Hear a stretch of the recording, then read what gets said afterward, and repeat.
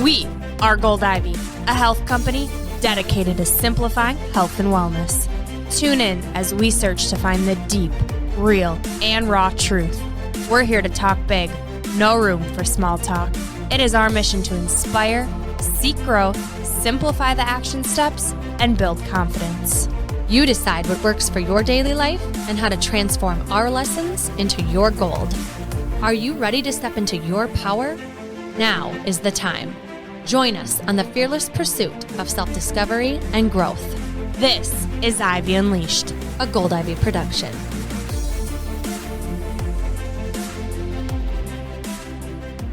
Something that has made a world of difference for us and many people we know over this past year has been getting our groceries delivered right to our door. The ability to get local, fresh groceries without us having to step foot into a grocery store has been something we are so grateful for. Convenience, price, and quality are extremely important to us, and that's why we love and support Instacart. Instacart can deliver to your front door in as little as 1 hour. You can shop multiple stores, see deals in your area to help you save money, and every item is hand-selected by shoppers based on your preferences. To start your 14-day free trial and to get free delivery on your first order over $35, follow the link in the show notes to let Instacart know that we sent you and to help support the show. Instacart, never step foot in a grocery store ever again. And now to today's episode of Ivy Unleashed. Hello, everyone. Welcome back. You are listening to Ivy Unleashed, and it is February. Happy Valentine's Day! Happy Valentine's Day. I hope you all are feeling the love. And if you don't have a significant other, it doesn't matter because you are love, and we're here to share with you all things love and to bring you that love. Do I know something that's really cool? Yeah. I gave birth on this day one time. God bless your vag. Yeah, happy birthday, Blair. Happy birthday, baby B. She's 4 today. Yes. She's cool. 4. She's 4. That is wild. Yeah, Valentine's Day is a very special day because of her. Mm-hmm. And also just it's a day of love. Mm-hmm. It's a day of feeling good. Yes. And last week, if you listened, we had on relationship expert Dr. Betsy Chung, and it was incredible. Yes. She's so eloquent and smart in a way that's like you're able to learn from her, but she's just like bubbly enough that you feel like you're talking with a girlfriend. Yeah. I really enjoyed just being in her presence. I made it so simple. Mm-hmm. You know, I think a lot of times we listen to other podcasts or we read the books and it's such good knowledge and it just doesn't stick. And I feel like all of the nuggets that Dr. Betsy gave me as we're prepping for today's conversation and just thinking about our own relationships. You know, Andrea and I are going to dive into that today with you all. And all of the things she was saying just kept popping up. Mm-hmm. All the tips she gave. And so if you haven't listened, highly encourage you guys to all go back to last week's episode with Dr. Betsy. Yeah, I think you expect it to be, I'm not going to listen to that because I'm single, or I don't really need to work on my relationships, or I don't want to hear about that. But it was really like a lot of self-reflection. And self-worth. Self-worth, self-esteem, and thinking about your inner child and how you grew up and how it affects how you show up in the world and how you interact with people. It was really powerful. Mm-hmm. Yeah. And if you listen to our kickoff of season 2, you know that the word I'm cultivating this year is love. And I just want more love because who doesn't love love? Right. And if you're struggling right now, you're going through a breakup or you're single and you're like, what is going on? It's okay. Mm-hmm. We are here today to make you laugh. Mm-hmm. We want to talk about what's going on in our relationships and where we're at, but we also want to talk about past relationships, what we've learned. You all have those relationships that you look back at and you're like, what the hell was I thinking? But it's a lesson. Right. And although when you're in the season of learning that lesson, it's really, really tough. And so we want to say that we've been there. Mm-hmm. We are there with you. We hope you leave today's episode with a smile on your face. You laughed with us and you feel our love. Yes, 100%. Love that. So with Dr. Betsy, I was reflecting a lot as she was talking, and I was thinking about like parenting stuff. What was your biggest takeaway with Dr. Betsy?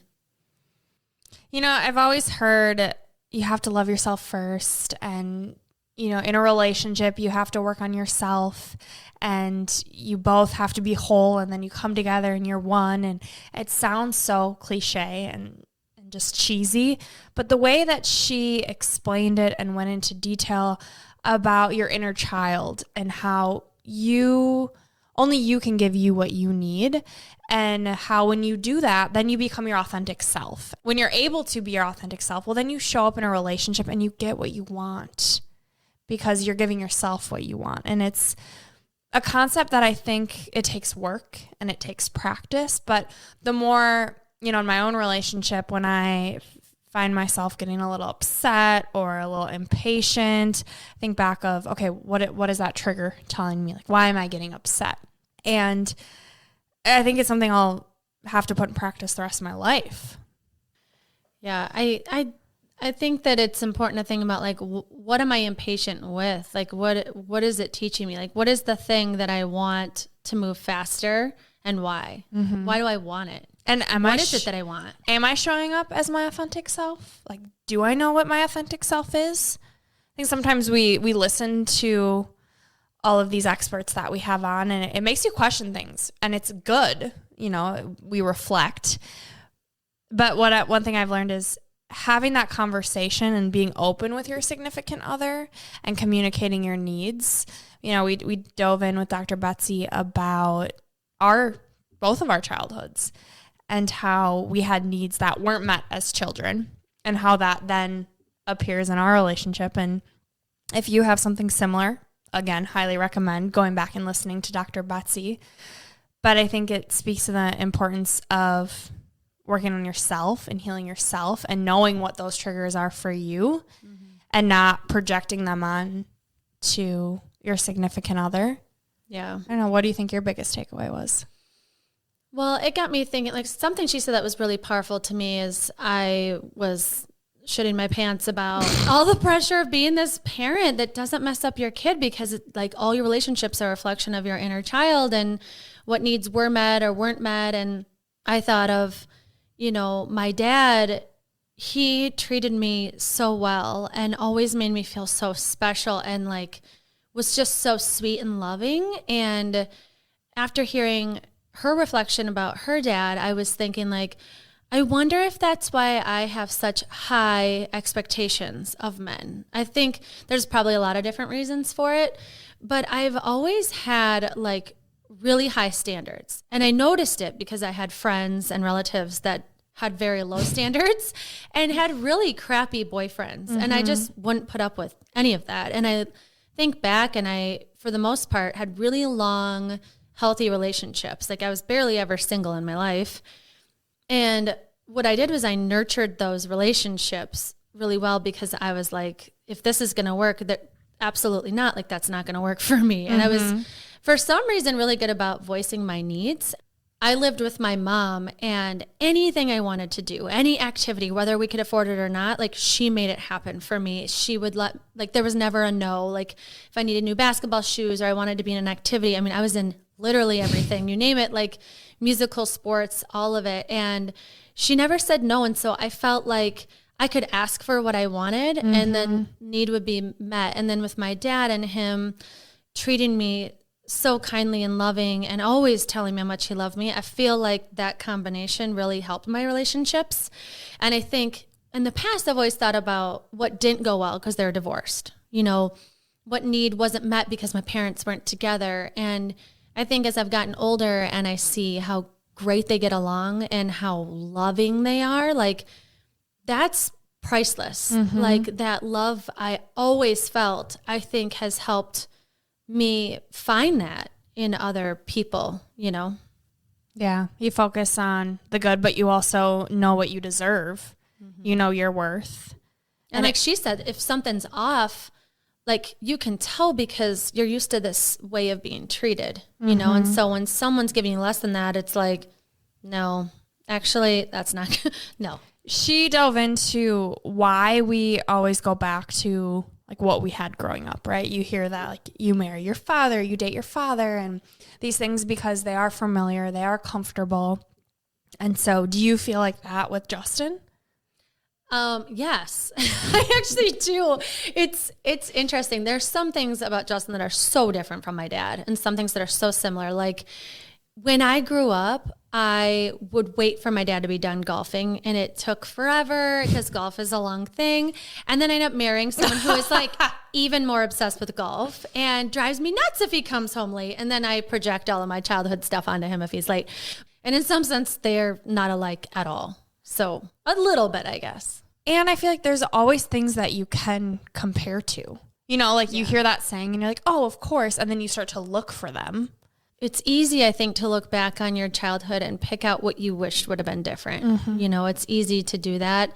And it's important to do that. I think it's important to kind of evaluate, you know, what was missing and how it affects you now so that you can own it. And so you can be gentle with yourself when you notice it. I think I have such a tough inner critic, and sometimes it's like, you know, that's a sore spot for you. Like, just take a second. Don't lash out on your husband. It's not his fault. You had to wait for your dad to get done golfing. Like, have a chill conversation about it and know that your past experiences are affecting your present circumstances, you know? And so I think this year, something I'm really trying to do is pausing when I notice what's coming up, you know? And it's almost like, it's a gift, right? It's not something I used to be pissed at myself. Like, why can't I just stay calm about it? Like, why do I get so worked up? And it's like, this is a gift. If I notice what's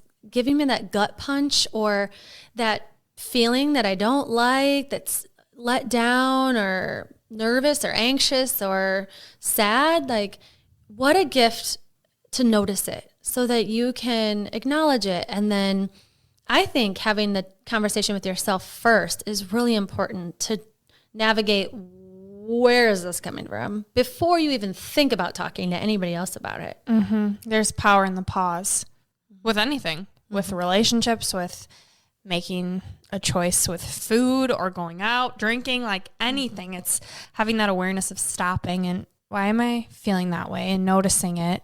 Because when we notice it, then we have the power to choose differently. Or to reflect and start asking ourselves, of why am I thinking this way? And really get to that root sore spot. Yeah. In a way. And you had mentioned criticism. And as Andrea knows, right now I'm watching Tony Robbins. He has a 5-day free seminar, which is unheard of.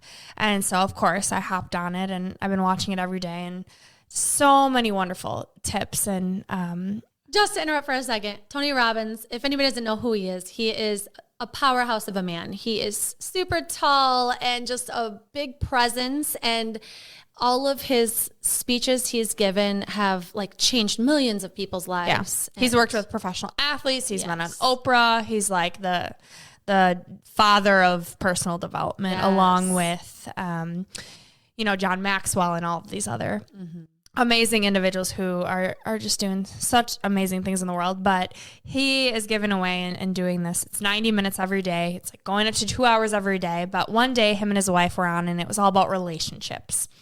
And he talks about how there's 3 things that can ruin a relationship for men and 3 things for women. And for women, what we need, the needs that we have that are unmet by men, he calls them the 3 U's. And it's we feel, as women, we feel unseen, unheard, and unsafe. And for men, what makes them run is criticism, closing, and control. And so when you said criticism, I'm like, yes. And that's, I think, where that power in the pause is. Before you say something that immediately, you want to snap or judge, it's pausing and, okay, let me take a step back. And same thing for closing. We don't want to speak what's actually going on in our mind. And instead of voicing our needs, we close up. And that's exactly what I do because I feel like it was my childhood, right? Dealing with abandonment, and you voice your needs and it causes the dad to leave or the man in your relation to leave. And luckily I have a wonderful grandfather who was the exact opposite. And so that was wonderful for me. But I think there's something different when it's your parent. And so something I've been working on through my journey with therapy is that voicing your needs will not mean that they leave, that it is healthy and that you're supposed to speak what's on your mind. And first time that came up, Ian and I got not even an argument, but he could just sense something was wrong, and he still does it to this day. Senses something's wrong in a text, immediately calls me. Like, that is the exact opposite of what I grew up with from a man. And so I freak out. I close up. I'm like, nope, I can't talk to you. Nope, not now. And so it's retraining my brain of, nope, this is healthy. Like, it is important and necessary to talk things through. But I just thought, looking at it those ways from both a man and a woman, and vocalizing, you know, when we feel unseen as women and when we feel unheard, you know, men, they were made to fix. They want to fix. And no, we just want to be heard. And so how can you have those open conversations with your significant other? Because they can't read your mind. Mm-hmm. And so I think when, you know, you'd mentioned the criticism, that's something that now I'm thinking about are these 3 U's and these 3 C's, and the power of really working on yourself and coming to a relationship with those needs already met. But then I think it gets tricky because, right, Dr. Betsy talked about like meeting your own needs, but then there's also needs that need to be met in a relationship. Mm-hmm. Well, I think a part that I'm thinking about is the criticism, where that used to be like my initial thing is like, I'm not afraid of the hard conversations. I'm like Ian, I'll call, I'll bring it up, I'll talk about it. I don't close down. I'm more likely to criticize than close down. And I think the problem with that is assumptions. You know, if you don't pause, I'm assuming Justin's intention. I'm assuming I know what he's thinking. And I don't. Like, I have to stop thinking I'm smarter than he is, because I'm not. Well, maybe I don't know. No, it's good. But I assume I know what he's trying to do. And the problem with that is I've been burned before, you know, by lots of people that should have never hurt me, just like anybody else in the world. And I assume the worst sometimes so that I'm protecting myself. I was gonna say, it's a protective mechanism. It is, but it doesn't serve me at all. And it hurts Justin. It hurts my relationship. It's negative. And it's like my brain does not need to go there. You know, how much more of a peaceful, loving state is it to just not assume anything and come to a conversation with a full, honest picture of what's happening inside you? Whether, like, you don't have to feel bad about what you're thinking or what issues you have from your childhood, because it's not your fault. And your spouse or partner or friend wants to know why you're struggling, because how are they supposed to understand where you're at all? We all have our own perception and experience that we're basing our opinions or feelings from, and there's nothing to be ashamed with that. You know, I think pausing and, you know, letting Justin know I'm struggling to be vulnerable right now because I'm afraid of, you know, not having my independence. I'm afraid, like, I've had to be so independent in my life. Divorce does that to you, right? You have your 2 parents, and then you have to navigate this messy thing that you have to figure out how you feel, because you've got strong opinions on both sides. You're going to 2 different households. In my case, I had step parents too. It was a lot of like different opinions, and then I was going to church, and there was so many opinions around me that I had to be really independent to figure out, like, how do I feel about this? How am I going to do this when I'm older? Like, what is right here and what is wrong here? And it affects my relationship now, because I don't want to lean too much on anybody. I don't want to trust anybody too much, because I'm afraid of what that will bring, because it's a question mark, because I haven't had to fully lean on anybody. You know, it's like my parents were definitely there for me, but there was this part of me that really had this pride about my independence too. Like, I can go to school in a different state. I can pay for my school. I can create a career, start a business, you know, all of these things. And it's like, sometimes it bites me in the butt, because I don't get as vulnerable as I can and just trust. I trust myself to get through it. I know I'll be able to get through anything, you know, but I need to be able to like trust in other people a little bit more, I think. Yeah. And not see your vulnerability as something that's weak. Right. Needing help is weak. You talk about assuming, and has me thinking about how Ian, God bless his soul, but he just time management is not on his side, and he tries, he does. And I'm learning to be patient and understanding, and like he's chasing his dream, I'm chasing mine, like give and take. When we're together, it's amazing, but it's like, bro, I'm trying to go to bed at 9:30 and you show up at 8:30, like, oh, but it's okay. We're working on it. And so anyways, last week we're meeting for dinner, and I purposely make the reservation at 7:00 because I know he's going to be late. And, you know, if it were to be earlier, and I know he likes it later. So I'm like, okay, like, this is my compromise. I'll have a later dinner. He calls me. Yeah, I'm in the car wash line. It's going to be like, I'm going to be late. I'll meet you there. He's supposed to pick me up. And I'm like, okay. So I get to dinner. I'm like, I'm frustrated. I already ordered the Brussels for the app. I was like, I'm hungry. I'm running a marathon. I'm training. And so I'm like steamed, and I'm like, trying to work on the pause, like don't close down, like talk about this, talk about how you're feeling. And he sits down and he's like super flustered, and he's just like asking me about my day, which I appreciate, but like doesn't really care about my day. Like he's upset. And so I'm like, okay, how do I go from here? I'm like, okay, I'm going to use it looks like, it feels like technique. So I'm like, you seem like really upset. And he's like, I'm just mad that I'm late. I'm like, oh, okay, here this whole time, like, I thought you're frustrated that I'm sitting here and that you're on a date with me and not, you know, doing whatever you need to be doing. But really, you're just mad at yourself that you're late. And so it's like opening up about, okay, I'm not going to criticize you. I'm just going to open the conversation to actually see, like, how is that person feeling? Mm-hmm. Like, what thoughts are going on in that person's head? Because you can't read their mind. He can't read my mind. And being open and honest about how both of you are feeling, I thought it was just a good example of the power of not assuming, and how like, oh, okay, well, silly, you like don't ruminate on all of these thoughts that probably aren't even happening, but you like, what story are you telling yourself? Yeah. Well, we only know our own thoughts, and it's like our source of truth, right? Like this is all I know is what's happening in my brain. So it's gotta be accurate, right? Yeah. And it's your story, but then your perception of the events are like totally different. And so having that open communication, and that's why it's like, what's the best relationship advice you've ever gotten? Communication. Mm-hmm. Communication is key. And like, yeah, it's so true. But I feel like when people give that advice, they should give more details. Like, how do we do that? Or like, how, like, what did you do? Like some people say, oh, the first thing we do after our day of work, we would sit on the couch for 10 minutes and just talk. Even if kids were running around, whatever, I'm like, oh, that's good advice. Like, that's a way to do it. Like, don't just tell me communication.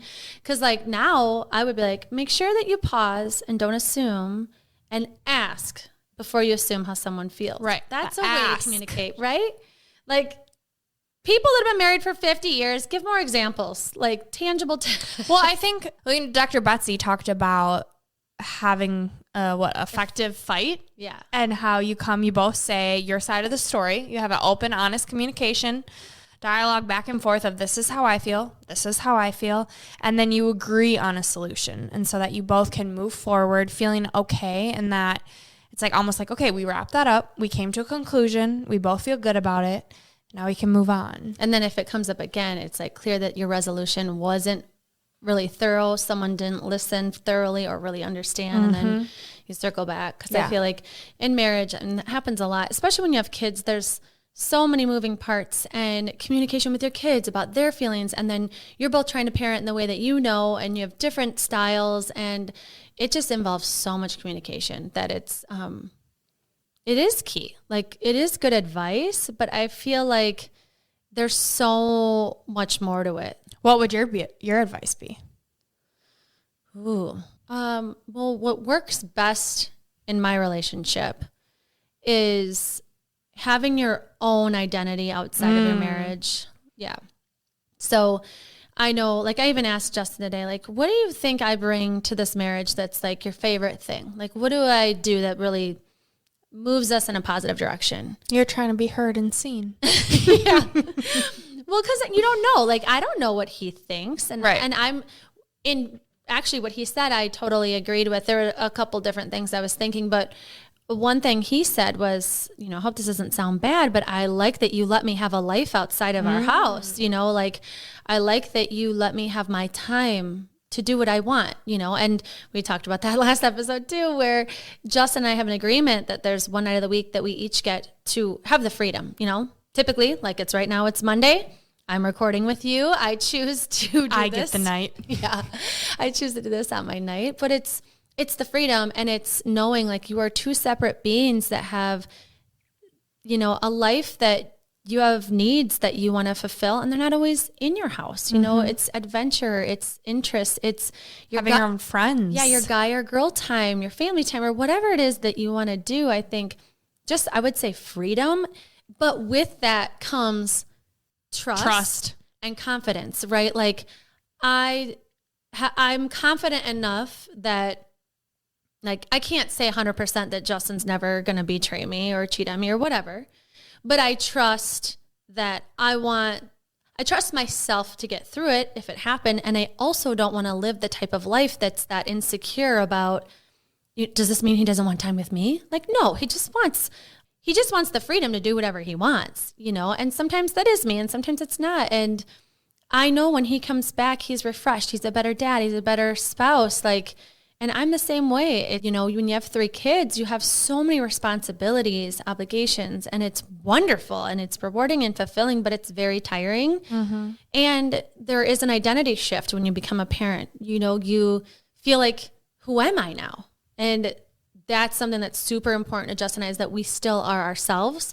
We are always adapting and changing and evolving, but we have the freedom to explore that. Like, what is that? And, it makes us appreciate each other more, I think. Mm-hmm. I'm curious about you and your relationships. Like, what do you feel like is your best quality that you bring to a relationship? I would say my best quality is I'm fun. I'm just kidding. You are fun. I am fun. Well, I love deep talks. I love being on the same page. And so although I'm working on talking about things right when they happen, I think making sure that we are always on the same page, and that you know where I stand, I know where you stand, and that once we have that understanding of each other and where they are, it's then it's the intimacy and the fun, and you're my person. With Ian, Ian and I are both very independent, and it works because I trust him, he trusts me, and like you said, we are better when we're together, and we are whole on our own. It's so cliched, and I've heard it, so many times, as have I'm sure all of you listening, but it is so true that then you look forward to seeing each other, and it's fun and it's adventurous. And I think I value growth so much that I see him chasing his dream, and I don't take it personal that he, I do in the moment of I want to go to bed and I want to spend time with you. But in all seriousness, it's I'm so proud of you, and admiring the person that you're with, I think, is so important, and seeing them grow. He's going through struggle, I'm going through struggle, and talking and knowing that at the end of the day, he has my back, I have his back. And that's important for me to make sure he knows that. Mm-hmm. Well, you're doing the communication thing. I'm trying, man. That's good. I mean, for, being a couple that isn't engaged or married, right? You could easily not have each other's back. You could easily just be done with it, mm-hmm. right? And so I think that's something that's super valuable, is to make sure on the same page, what are we doing here? Yeah. And I think being on the same page is what brings me confidence. Okay, we're cool. Well, you can go to Hawaii for 2 weeks, and I know that when you get back, nothing's going to change, because you're still you, I'm still me. And we just have this deep understanding that we can have each other's best interest at heart and still be each other's biggest cheerleader while going and doing big things. Yeah. That's cool. Well, you guys, where you're both at in your life is really exciting. Yeah. It's also kind of scary of what does the future hold? Mm-hmm. And he is so good at being in the present moment and living in the present. I don't know what happens 5 years, 3 months ago, if you would have told me I'm here, I would have yeah, very funny. So he brings me back okay, let's enjoy this moment and be where our feet are, which I have a tendency of in the future and more and how exciting and dreams. And he does too. But I think we balance each other out in that way of where do you want to be?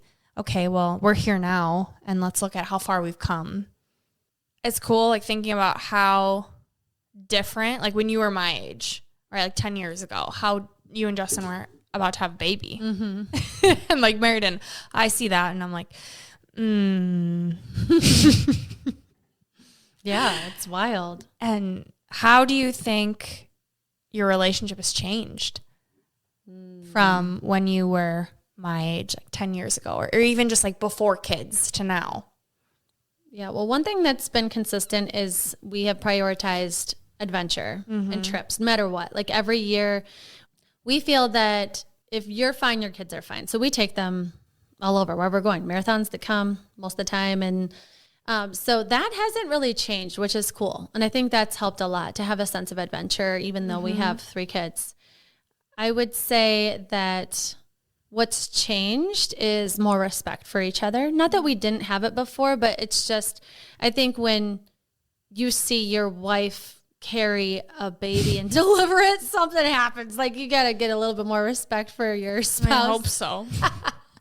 And I just have seen, you know, Justin really care for our family. Like he takes care of so many things, so many moving parts, you know, with finances and households and all of the adult stuff.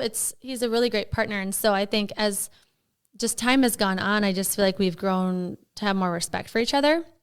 I don't want to say it's all like roses because it's not. And I think that we've gotten better at arguing, you know, like really trying not to be super worked up and, you know, checking each other with our tone so it doesn't really go there. And I think kids are like really good accountability. Like you don't want to be screaming in front of your kids. Not that we screamed a whole lot before, but there is more to argue about as you have more moving parts in life with finances and kids. And so I would say there's just like some type of respect that keeps building, that we keep choosing each other and we keep allowing the freedom and the adventure. And I think the arguing and the disagreements is so important to acknowledge. It's a huge part of marriage. I mean, you know, when you go to a wedding dance and they're like, okay, everybody that's been married for 10 years, you know, stay on the floor or more or whatever. And it's like, I really feel like the years to me aren't as important as the quality, you know? Amen. Like, I don't feel like you staying with someone so that you can hit the 30 mark, even though it's terrible. Like, it's a waste of your life if you're not happy and feeling respected and loved and cherished. And also, I don't feel cherished every single day of my life, and I'm sure I don't make Justin feel that every day. But I do feel like there's something about when you respect someone more and you've done life with them and you keep choosing them and you have their back when they're not around, like that's super important. I just like feel that more and more. I think we give each other more reasons to respect each other too. Yeah. Because it takes a really good, strong team to be able to be parents to 3 young kids. And I think knowing like arguments are going to happen, they're what make you closer if you get through them and you respect each other through the arguments. And it's that choice, right? Like as you're talking and you're picking out the good things about your relationship. And I think that speaks to how easy it is to talk about what's wrong and the arguments and the issues. And it's just as easy to talk about what's going right if you're putting yourself in that position and focusing on the good. And, you know, my good friend, not really, I wish, Tony Robbins, he had said on his relationship segment that if you keep track of who gave more, who did more, well, then it becomes a transaction, not a relationship. And it's like, ooh, yes. Like it's that abundance versus scarcity. You always have a choice whether you focus on what's going well or what you're lacking. And when you focus on what's going well, how does that make you feel? You feel more open. And so as you're speaking, I'm just thinking here how it's always a choice. You can always focus on what's going good, and the things that aren't going good, well, how can you make them better if they are important to you? Yeah. And I think a part of that is communicating your needs. It's communicating like, this is something that's really bothering me. And I don't know if you're intending to do this, but we need a new system. We need a new way. I love you, and this isn't working. This is how I'm taking the fact that you keep not doing this, or that you do keep doing this, that it's driving me nuts, you know, like talking about it. Turning it into like the I and not the you, I think is something that I've heard in the past. Yeah. Of like taking ownership of how you feel. Yeah. And not the blame. the blame game. I think something that's super important to weave in is play and fun. And I think that's why these trips are so important. Like whether it's a trip or not, maybe it's date nights for you. Justin and I are terrible at that. We definitely need to do that more often. But just fun and play, like laughing with each other, laughing at yourself, having the dance parties in your house and, connecting on that level where everything's not so serious and a chore. Because it can feel like that sometimes. I think something that helps focus on the good too is knowing yourself and the idea of the love language. What is your love language? There's an awesome book on it. If you haven't read it, highly recommend. And it's knowing what your love language is. Is it physical touch? Is it gifts? Is it quality time? Is it words of affirmation? And so, Andrea, I'm curious, what are your love languages? Yeah. Wait, you said 4. Did you say all 5? I don't know the 5th. So quality time, words of affirmation, gifts, acts of service. And touch. Yeah. So, the important thing too is, what you need and then how you show it. Because a lot of times it's different for people. Like Justin needs touch and he shows it by acts of service. So he's like, if I don't touch him, he's like a cat. He'll come and find me and needs to be touched. It drives me nuts. But the way he shows it is acts of service, which is actually a great love language for someone you're married to because they just do shit around the house all the time. And they do things without you having to tell them, which is cool because then I only have 3 kids instead of 4. So thank you, Justin, for being acts of service. Also, thank you, Bill, his dad, because he's the same way. But I'm just words all around. Every time I see you, I think of something I need to tell you about what I love about you. And I love it. And I need to hear it too. That's just what fills me up. I think words are powerful. That's why I'm doing what I'm doing. I'm a health coach. I talk all day on the phone. And then I choose to be on a podcast when I'm not talking on the phone. And then I have deep chats with my friends and family and children. So. And if we're not talking, something's wrong. Right. I think I need to redo the test because, I know I'm words of affirmation, but when I've done it before, it's been affirmation and then physical touch, how I receive, but I can't remember how I give. And I think it'd just be helpful to revisit it. So I'm going to take it. I encourage you guys listening to take it. And also I'm going to make Ian take it. He's going to be like, we are fine. Why are we trying to do more work? I think it's the wanting to always be on good terms can be a blessing while also a curse. Why? Because it can be overwhelming, that control. Right? It's almost like looking for an issue to fix. Okay. Things are good. Just assume they're good unless if something it's the assuming piece of I think something might be wrong. You might not be fully into this as much as I am. I don't know. Even though I know that's not right. It's that abandonment in me. Yeah. That fears, that inner child that's nah, homie, we're good. Shut your mouth.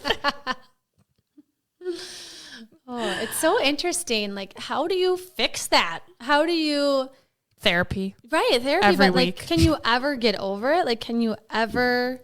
I think you become aware, right? And it's a lifelong journey. And it's almost once you become aware, you can't not be aware. And so then it's everything is ooh, okay, well, here's a trigger. What is this trying to tell me about myself? Is this something that I keep to myself or I share? Yeah. I just watched an episode of This Is Us, and it was about Jack, and his mom passed away. And he was giving a eulogy, and he was saying, because it was an abusive home he grew up in, and he said, part of you never gets out of that house, and whether it's abuse or abandonment, I feel like, or whatever your situation was growing up, is part of you never leaves that house. And so whether it was really good or really bad or really confusing or chaotic or someone left, I feel like part of you always feels like you're still in that house, It's powerful. Well, because you were there as a child on your most impressionable years, and that's when it was imprinted on you. And so it's consciously always making that choice, always having to reframe. And maybe it isn't always, maybe it's a new practice that eventually it will become a habit and you continue to, but you always work on your relationship. Yeah. And so I think you always work on yourself. Yeah. And I think that's also the importance of adding play in because like there's always something you can work on. And so having that aspect of it's fun together, being together. And that's why you guys love adventure and date nights are so important, and finding like, what do you both enjoy that you can have that shared experience, that shared dopamine. Yes. And I think too, what's hard with my age is like half people my age are still going out and partying, and half people are like, no, like I don't really like to drink. It doesn't agree with me. And I'm on that side of things. So it's finding like what once used to be what we had fun together, like isn't anymore. Or once you become a parent, then you can't really be going out and going crazy. Well, you don't always have to give up partying. I feel like you can still find time. Like my neighborhood parents and I, we, safely have people watching our children, and we go party for a weekend somewhere in Minnesota in a random house. Yeah. Well, and like that's play, that's fun. Yeah. But do you look at that as quality time? Oh, yeah. You do? Yeah. I love, well, the thing with Justin and I is, so when we go to like this town in Minnesota, we'll go out to bars with all these friends, right? And it's like, it's fun to see your person interacting with people and laughing and joking. And whether you're like right next to them, it's so fun for us because that's how we met. Like Justin and I met partying in college, you know? And I love the way that we could, and we still can, like we'll go out together and we won't even talk to each other. We'll be talking to other people, but it's like, I know this is where you thrive and this is where I thrive. We're both social people. Yeah. And not everyone's like that. Right. Some people go out and they're immediately together, or they have more fun being at home, and I think whatever is your vibe, there's nothing wrong with that, but it's important. I do think though sometimes it gives off swinger vibes, which do your thing if you are a swinger. But Justin and I, we were in Mexico once for our 2-year dating anniversary, and while we were there, like the last night of the trip was our actual anniversary. And so during the time that we were there, we're sitting by the poolside, drinking at the swim up bar, and we met these people that it was a group of like 10, so 5 couples, and they were definitely, we couldn't tell who was with who. And I had enough courage in me to say, because I had been drinking all day, I said, little liquid courage. I said, are you guys swingers by chance? Just said it. And instantly my face turned red. I was like embarrassed that I asked. And the woman was like, Andrea wants to know if we're swingers. And I was mortified because I, they were or weren't? Oh, they were. But I thought I had made a mistake. And I thought I had said it, and then she called me out. But no, she was like, oh, we absolutely are. And she called out what each of them were good at and what they did, all of these things. Anyway, in Mexico, like what happens when you're at these all-inclusive resorts is they will offer you a bus to go out in the city, like in Cancun or, Playa del Carmen or whatever. And it's like all drinks, up front, you pay for them and then go have fun. And so these swingers asked us, they were like, do you guys want to come out with us and go on this bus? And Justin was like, aside when we had time to ourselves, he's like, what do you want to do? Like, it is our anniversary. Do you just want to have a romantic night here? And I'm like, you went with the swingers. We went with the swingers. I was like, if we're like, are we going to remember just eating some shrimp in a little restaurant and going to bed? No, we're going to remember getting on this party bus, going downtown Cancun with a bunch of swingers. I was in a booty shaking contest. We were up on tables. It was so much fun. And now it's like one of our favorite stories to be like, what were we doing? But your 2-year anniversary. Yeah. I'll never forget. No, I won't. It was so much fun. But yeah, stuff like that, like having a sense of adventure for us has just been important, and it creates stories and memories and swingers. Is that your favorite date? My favorite date. Oh man. Yeah, that's the thing. We don't go on a whole lot of dates. I would say, yeah, I mean, a vacation date, I mean, Dustin and I both love surprises. So like every birthday, there's an element of surprise. That's another thing we've kind of kept is I'm obsessed with surprising him and he is of me. And we never tell each other what we're doing for our birthdays. And even a couple years ago, he planned out an entire trip to Punta Cana. I didn't know. I know. I didn't know where I was going. And it's just like so exciting that to have someone think of a trip for you, or anything. Doesn't have to be a trip. That's pretty extravagant. But just having someone be thoughtful of like what you like and wanting to do things with you. So maybe I would say my piece of advice is to, I guess if you like surprises, but have that element of play and fun and excitement. Yeah. And find what excites you. Okay, just to go back dark for a second. Oh gosh. Did you ever have any bad breakups? I mean, I packed up all my shit and left Florida and drove back home to Minnesota. Yeah, that's true. That was pretty badass. Yeah. How did you know you needed to leave? It got to a point where I couldn't dismiss my feelings or that voice. My intuition was loud as hell. And I'd moved my whole life to be in Florida and wanted to make it work. And it's hard when it's just the people aren't meant to be. And you want to make it work because there are good qualities. And then I think it takes being out of it to realize that, nope, really isn't what I want. And I also think there was an element of me being sick and not really having the energy to have the clarity of what do I want and is this what I want? Do I see forever? Again, the importance of voicing my needs and them being dismissed, and emotional needs, saying I was, a little too sensitive, and understanding, complaining a lot. Yeah, and understanding kind of the gaslighting that was going on, and dismissing of my feelings, and really wanting to make it work. And it just got to the point where it wasn't going to work. And it was, I leave now or I don't leave. And, I got a glimpse of who he really was in arguments and things that I didn't want to put up with. And so having the courage, also being vulnerable, of leaning on the people around me and saying, help me. Like, if I pack up, can I live with you? Like, what do I do? And that was hard. And I think that's the importance of being vulnerable, asking for help that I learned. Also listening to your gut. And when it's wrong, it's wrong. But you don't really realize it until you're out of it. I think there's always that friend that's in a bad relationship, and you tell them and you tell them and you tell them, but they have to learn it for themselves. Yeah. And I do think you always know. Like, I think there's something deep down that's like, this is, because I've been there before. Like, this is great. It's good. It's just, I feel like something's missing and I don't know if it's fixable. Yeah. Or you get into it and you're like, oh, they can be taught. Like, as women, we like to fix. And there was a lot of great things. And there's always good things about whoever you're with at the time, or you wouldn't be with them. And so, with different exes, had really great families, father figures that were in their life, money, things that, I didn't have growing up that I thought were important at the time. It's funny because I took a job, the corporate wellness company that Andrea and I work with, when I was still living in Florida. And my current boyfriend, he was best friends with my college friends. He went to high school with them. And so he went to school an hour away and he'd come visit, and we would stay up until 3 a.m. last ones up just talking. And that was something that Max and I didn't really do.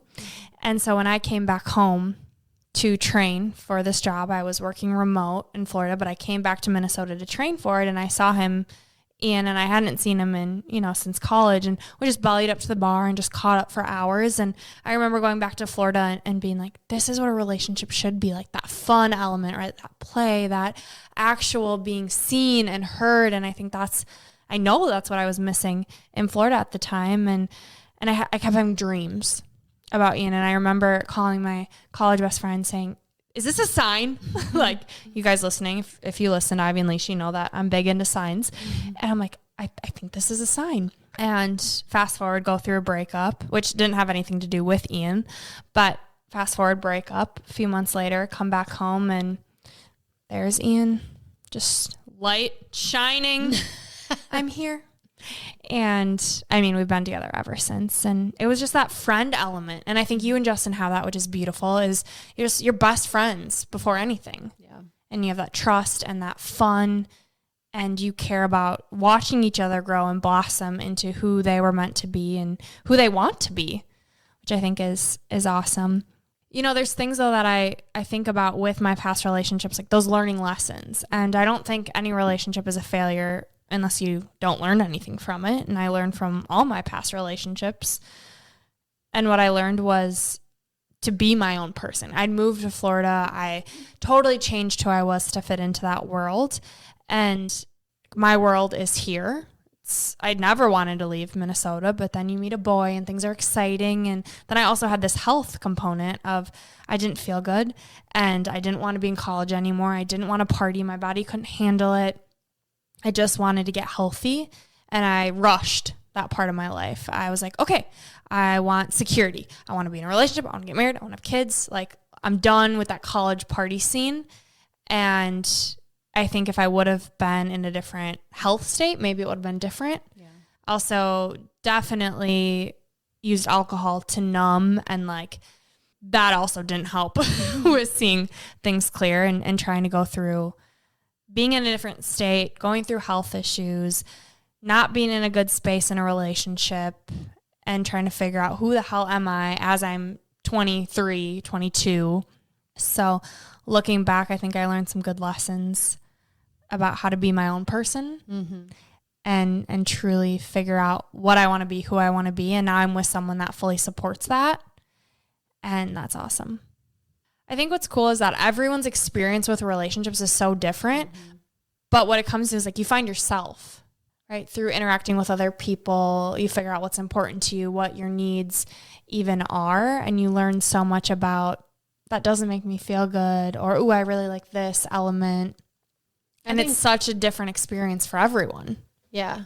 And I think too, you know, loving someone for years teaches you so much about people, you know, and forgiveness and compassion and giving for the sake of just seeing somebody else light up. You know, I think it's taught me so much. I mean, when I was younger, I think, you know, a lot of kids that have divorced parents feel this way as like, I'm never going to get a divorce. Like, when I get married, it's going to be for forever. And it's like, you know, and I understand like why, you know, that's wholesome and it's loving and all you want is a normal childhood and parents to be together. But it's just not life. Like, you can't expect two people to always have the healthiest relationship. Like, you know, my parents didn't have parents to model a healthy relationship from, you know, and, you know, I hope that doesn't happen for my kids. You know, I definitely don't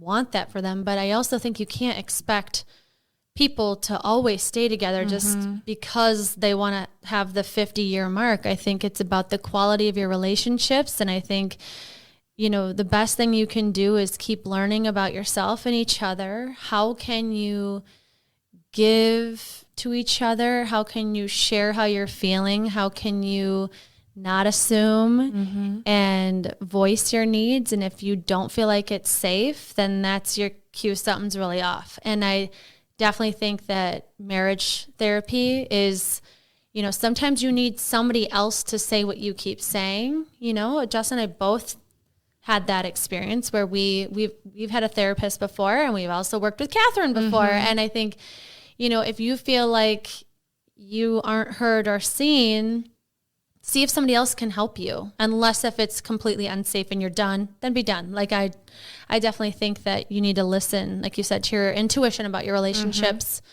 and as much as you can, try and communicate lovingly what you need and, you know, how you feel about someone. And it's hard figuring out who you are and then also another person, and voicing those needs when you have that inner child in you that is still dealing with trauma. And so I just want to say, again, marriage therapist, your own therapist, a coach, someone who can help you figure out what those needs are and how to do it in a way that makes sense for you and that you aren't being someone who isn't you. How to find who you really are, what's important to you, so that you can vocalize that and get that. Yeah.